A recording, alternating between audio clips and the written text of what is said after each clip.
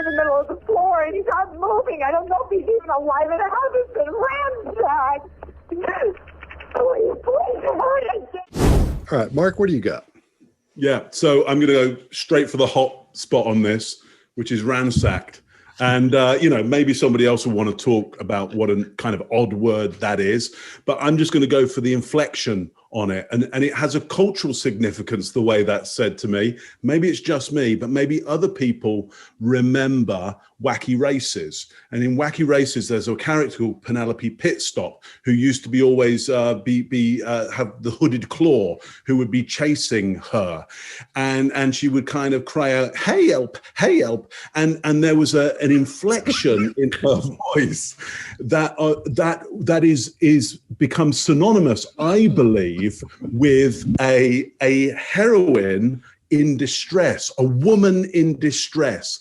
And I truly think that's what she's trying to get in the word ransacked, is the music that we've now become culturally used to of this is what a woman in distress sounds like. It's literally a caricature of that. It's extraordinary. But Google Wacky Races or do it again, Mark. Do it again. Hey help! Hey help! I used to love that show, the Anthill Mob. Oh yeah, yeah. Big Dastardly. Big Dastardly and Muttley. It came on after the banana splits. Loved it. Yeah, it came on after the banana splits. After the banana splits. Yeah. What a show! What a great show. Yeah. Anyway, I'll leave it at that. Scott, what do you got? All right, mine's going to be simple and quick. Again, she's talking too quickly and too clearly to be talking that fast. And the details, they're magnificent. That's where she starts getting into even almost minutia of what's going on here. And when she says ransacked, I think I heard ransacked in like season 2 of Columbo, when somebody said, "The house has been ransacked." Nobody talks that way. Nobody talks the way this woman's talking a lot of the time. I'll leave it there. Chase, what do you got? Yeah, it definitely did sound like Penelope Pistol Shots. Pit stop. Penelope Pitstop. You're showing your age. We can call her Penelope Pistol Shots. I think this is one of the fakest 911 calls I've ever analyzed. I get paid to analyze 911 calls, and this is the fakest I've ever seen. You'd do this one for free, wouldn't you?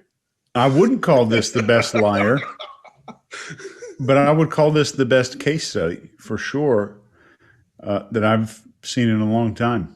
I'm just going to leave it. All of the concern, 100% of her concern throughout the call was about her plight, her misery, her bad experiences, her loss, her suffering. Feel pity for me. Nothing about the husband. Come save my husband because I love him. It was all about her experience. I think that was telling.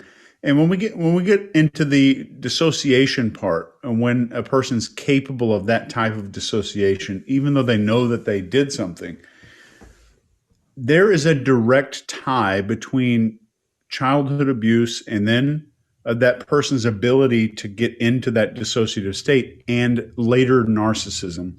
There's some fantastic research on this. There's dozens of papers on this. But the best one, I think, is written by a doctor named Elizabeth Howell. I forget the university. But I think that's what we're seeing here. I'm going to fly in my face. Some kind of I think it was Purdue. Kevin Williams. That might have been Williams' little brother. I'll leave it at that. Greg? Yeah, not a whole lot to add. I hear my house has been ransacked. The my, hear those first person pronouns again. You know, when you call to tell someone your husband's been shot, your house being ransacked is probably not part of it, but it is part of her narrative about a burglary and someone took things from. If you go listen to the story, someone came in her house, went upstairs, took things, took drugs, selective drugs, put things in the floor, took the firearm from a hidden place, came down, shot him, went out, put it in her car. I mean, it's just, it's a narrative that she's trying to build. So my house has been ransacked, the word that none of us would ever use, but nothing about him, nothing about him, nothing about blood. Again, he's been shot. How do you know he's been shot? Well, there's a lot of blood. None of that. There's not hysteria. There's not real hysteria. Mark, you probably as an acting coach would go, oh. Yeah. Can we take that again? Can we can we do that again? Just horrible acting, just trying to get her story out. And she's been believed a lot. That's all that engagement with her face and that stuff that she's doing is what's worked for her in the past. Little kids who get swatted when they lie don't keep lying. Little kids who get away with things learn how to do the facial movement that works for them, and it etches and continually builds on that structure. And you can see it in her face. All these things she's doing are, really? I can't believe you don't believe me, Mom, Dad, whatever. And it's all there. This is all showing exactly what she typically does. And she's telling that story, and that kind of hysterical thing she's doing is probably what's worked for her in the past in some other case. So no surprises.